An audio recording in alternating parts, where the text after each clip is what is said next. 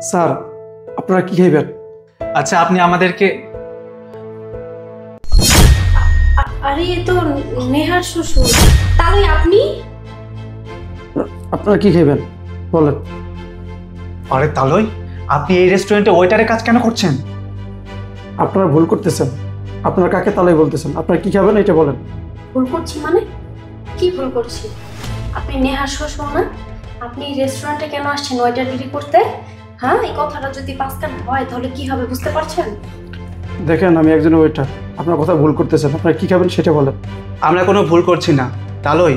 আপনি যতই মুখ লুকান না কেন, যতই অস্বীকার করেন না কেন, আমরা কিন্তু আপনাকে ঠিকই চিনতে পেরেছি।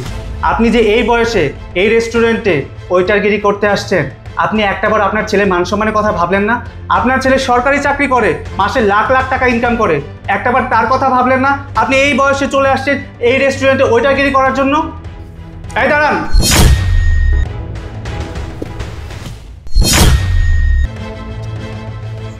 ছি ছি তালই, ছি। একটাবার আপনি আমাদের মান সম্মানের কথা চিন্তা করলেন না? হ্যাঁ, আপনার ছেলে এত বড় চাকরি করে, এত লাখ টাকা ইনকাম করে, তারপরেও আপনি কেন, কিসের অভাবে এই রেস্টুরেন্টে চাকরি নিয়েছেন? বাবা, তুমি আমার সাথে এদিকে আসো।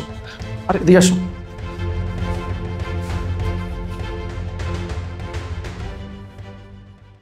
বাবা, এদিকে আসো।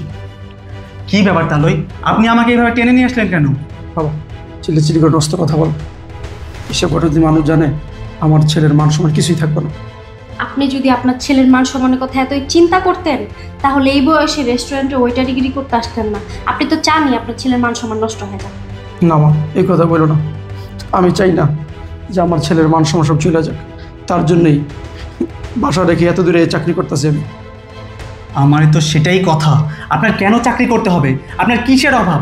আপনার ছেলে মাসে মাসে লাখ লাখ টাকা ইনকাম করে, আপনি কি না খেয়ে থাকেন? আপনার চাকরি করতে হবে কেন বলুন তো? বাবা, বাইরেরটা না সবাইকে দেখে, কিন্তু ভিতরেরটা কাউকে দেখানো যায় না, আর কাউকে বলাও যায় না। তালই, কি বলছেন আপনি? আপনার কথা আমরা বুঝতে পারছি না, কথা ক্লিয়ার করে বলেন। মা, আমার বয়স হয়ে গেছে গা, আমার ওষুধ খরচ লাগে, ডাক্তার দেখাইতে হয়, আর তার জন্যই এখানে চাকরিটা করতেছি। কেন তালয়? তার জন্য তো আপনার ছেলে আছে। আপনার ছেলে মাসে লাখ লাখ টাকা ইনকাম করে, এইসব খরচ তো সেই দিতে পারে। আপনাকে কেন এইসব খরচ মেটানোর জন্য চাকরি করতে হবে? হ্যাঁ বাবা, ছেলে আছে, ছেলের বউ আছে। ছেলে আর ছেলের বউ সাপ সাপ করে বইলা দিছে, আমার কোনো খরচ দিতে পারবো না, আমার খাওয়াইতে পারবো না, আমার ডাক্তার দেখাইতে পারবো না। সাপ সাপ করে বইলা দিছে আমারে যে আমার যা কিছু লাগে নিজের খরচ নিজে জোগাড় করতে। তাই এই বয়সে এত দূরে আইসা এই চাকরিটা করতেছি। কি, আমার বোন নেহার এত বড় সাহস? ও আপনাকে এইসব কথা বলেছে? ঠিক আছে, আমি এখনই ওকে ফোন দিচ্ছি, ফোন দিয়ে সব কিছু জিজ্ঞেস করছি। বাবা, এই কাজটা করো না। তুমি যদি ফোন দাও ঘরে শান্তি হইব। আমার তো ঘর এখন ঠাই দিছে, যদি ফোনটা দাও ঘর থেকে আমার বাইরে করে দিব। তুমি এই কাজটা করো না। তালই, আমি আপনার কোনো কথাই শুনবো না, আমি ওকে ফোন দেবই।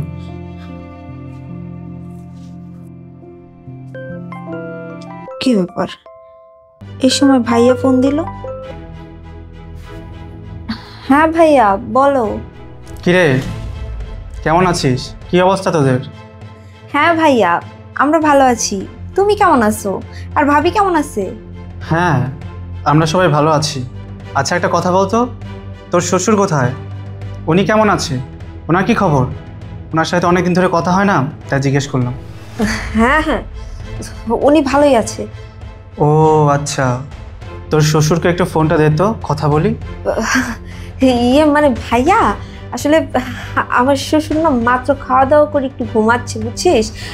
কাঁচা ঘুম তো, এখন আর ডাক দেওয়া যাবে না। আচ্ছা, আমার শ্বশুর যখন ঘুম থেকে ওঠে তখন আমি তোর সাথে কথা বলিয়ে দিব।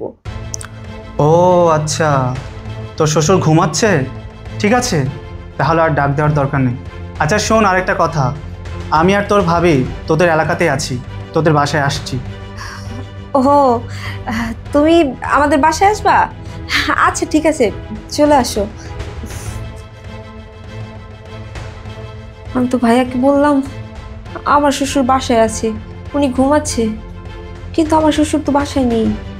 আমরা তো আমার শ্বশুরকে কাজে পাঠাই দিছি। এই রে, এবার ভাইয়া এসে যদি আমার শ্বশুরের কথা জিজ্ঞেস করে আমি কি বলবো? যাই হোক, এখন এত চিন্তা করে কোনো লাভ নেই। আসলে একটা কিছু বলে দিব, পরেরটা পরে দেখা যাবে। কি বললো তোমার বোন? বললো ওর শ্বশুর নাকি বাসায় খেয়ে ঘুমাচ্ছে। কি? এটা তোমার বোন বলছে? হ্যাঁ। তোমার বোন এত নিচে নামতে পারে কখনো ভাবতেও পারিনি। ছি, তোমার বোন আর তোমার বোন জামাই মিলে এই বয়সে তালুকে দিয়ে কষ্ট করাচ্ছে, কাজ করাচ্ছে, ভাবতেও লজ্জা লাগতেছে। তাহলে চলুন আমার সাথে। বাবাজি, কোনো অশান্তি করো না। তাহলে আপনি চিন্তা করবেন না, আমি অশান্তির জন্য যাচ্ছি না, আমি শান্তির জন্য যাচ্ছি। আমার বোনকে আমি শিক্ষা দেব। চলুন আমার সাথে, চলো। নেহা, নেহা। আরে ভাইয়া, ভাবি, তোমরা চলে আসছো? হ্যাঁ, তোর শ্বশুর কোথায়? আমার শ্বশুর, উনি তো একটু আগে ঘুম থেকে উঠে বাইরে গেল। বাইরে গেছে না? সত্যি করে বল, তোর শ্বশুর কোথায়? আরে ভাইয়া, আমি তোমাকে মিথ্যে কথা কেন বলবো? আমি সত্যিই বলছি, উনি কিছুক্ষণ আগে বাইরে গেছে। মিথ্যে কথা বলার জায়গা পাস না, তাই না? ভাইয়া, তুমি আমাকে থাপ্পড় মারলা কেন? কেন থাপ্পড় মারলাম সেটা জানতে চাস, তাই না? জানাচ্ছি। তালই, তালই, ভিতরে আসুন।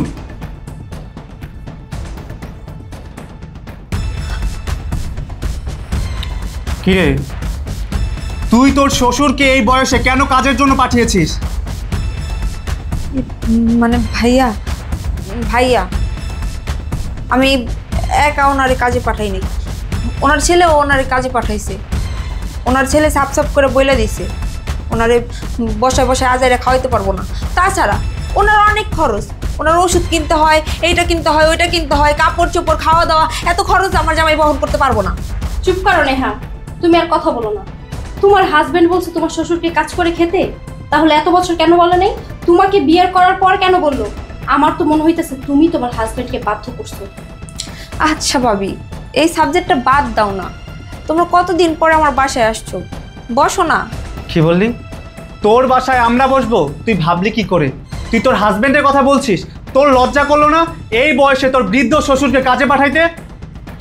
আরে ভাইয়া, ভাবি, আপনারা আমার বাসায়? ভালো আছেন আপনারা? দাঁড়িয়ে আছেন কেন? বসেন। রুবেল, তুমি আমার বোন জামাই, তুমি সরকারি চাকরি করো, মাসে ভালো টাকা ইনকাম করো, তুমি কি করে পারলে তোমার এই বৃদ্ধ বাবাকে এই বয়সে কাজে পাঠাতে? ভাইয়া, আপনি সব কি বলছেন? আমি কেন বাবাকে কাজে পাঠাবো?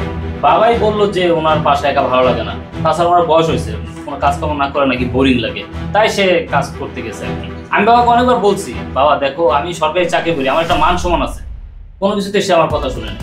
ছি, এত টাকা পয়সা কামায়া লাভ কি? যদি এই বয়সে আপনার বাবাকে দিয়ে রেস্টুরেন্টে কাজ করাইতে হয়, ওয়েটারগিরি করাইতে হয়। আজকে যখন আমরা রেস্টুরেন্টে খাবার খেতে ঢুকে দেখলাম তালইকে মানুষজনকে খাবার সার্ভ করছে, তখন মান সম্মানটা ঠিক কোথায় গিয়ে দাঁড়িয়েছে আপনি বুঝতে পারছেন? দিলা দিলা তো মান সম্মান সবকিছু শেষ করে, হ্যাঁ? কতবার বললাম কাজ করতে না? আমি একটা সরকারি চাকরি করি, আমার একটা মান সম্মান আছে, আমার মান সম্মান সবকিছু তোমার সাথে মিশাই দিলা। আমি এখন রেস্টুরেন্টে চাকরি করি বিদায় তোর মান সম্মান চলে যেতেছে? এই, এখন তোদের মান সম্মানে লাগতেছে। সেদিন তোদের মান সম্মান কোথায় ছিল? যেদিন তুই আর তোর স্ত্রী আমাকে ডেকে বলছিলি, বাবা আমি তোমার দায়িত্ব নিতে পারবো না, তোমার খাওয়াইতে পারবো না, পড়াইতে পারবো না, ওষুধ খাওয়াইতে পারবো না, তোমার ব্যবস্থা তুমি করো। আর আজকে আমার ব্যবস্থা আমি নিজে করতেছি, রেস্টুরেন্টে চাকরি করতেছি আমি, আর এখন তোদের মান সম্মান চলে যেতেছে। এই কারণে আমার ভাই ভাবির সামনে আপনি আপনার ছেলের গায়ে হাত তুলবেন? নেহা, ওনার ছেলেকে উনি মারবে না কাটবে সেটা ওনার ইচ্ছা। এই, আমি এখন খুব ভালোভাবে বুঝতে পেরেছি তুই এই সংসারে আসার পরে থেকে এই সংসারটাকে জাহান্নামে পরিণত করে দিয়েছিস। আর রুবেল, তোমাকে বলছি, আমার বোনের কথা না হয় আমি বাদই দিলাম, ও তো পরের মেয়ে। তুমি কিভাবে পারলে তোমার বাবাকে এই বয়সে কাজে পাঠাতে? মানুষ টাকা পয়সা কেন ইনকাম করে? পরিবার, মা বাবা সবাইকে সুখে শান্তিতে রাখার জন্য। শ্রাবণ, চলো, এই বাড়ি তার এক সেকেন্ডও দাঁড়াবো না আমরা। আর রুবেল, তোমাদের বাসায় আমরা আর কোনোদিনও আসবো না। চলো। হ্যাঁ চলো। ভাইয়া, ভাবি, দাঁড়াও তোমরা। আসলে এতদিন আমি আমার শ্বশুরের সাথে যা করছি, আমি অন্যায় করছি। প্লিজ আমার মাফ করে দিও তোমরা। হ্যাঁ ভাইয়া, আমরা যা করছি ভুল করছি, অন্যায় করছি, প্লিজ আপনারা আমাদেরকে মাফ করে দিবেন। মিয়া, তুমি শিক্ষিত মানুষ, সরকারি চাকরি করো, আমি তো জানতাম তুমি বুদ্ধিমান। আমার কাছে কেন ক্ষমা চাইছো? যার সাথে অন্যায় করেছো তার কাছে ক্ষমা চাও। বাবা বাবা বাবা তাকাও, আমি যা করছি ভুল করছি, অন্যায় করছি, তুমি আমার মাফ করে দাও। আমি আমার ভুলটা বুঝতে পারছি। হ্যাঁ ঠিকই তো, আমি সরকারি চাকরি করি, এত টাকা ইনকাম করি, অথচ আমার বাবা যদি খাইতে না পারে সেই টাকা ইনকাম করে লাভ কি বলো? বাবা তুমি আমার মাফ করে দাও, তোমাকে আর কোনো কাজ করতে হবে না, তুমি এখন থেকে বাসায় বসেই খাবা, তোমার সমস্ত খরচ আমি বহন করবো। হ্যাঁ বাবা, আপনার এখন থেকে আর কোনো কাজ করতে হবে না। আপনার যখন যা লাগবে আপনি শুধু আমাকে বলবেন। আসলে বাবা, তোর কোনো দোষ নাই, নিয়তির খেলা সব। বাপ মা যখন বুড়ো হয়ে যায় না, সন্তানের কাছে বোঝা হয়ে যায়। না বাবা, না, তুমি আমার কাছে বোঝা না, তুমি আমার মাথার উপর ছায়া। বাবা তুমি আমার মাফ করে দাও। তালই, আপনার ছেলে আপনার ছেলের বউ যেহেতু তাদের ভুলটা বুঝতে পেরেছে, আপনি ওদেরকে ক্ষমা করে দেন, মনের মধ্যে কোনো দুঃখ রাখেন না।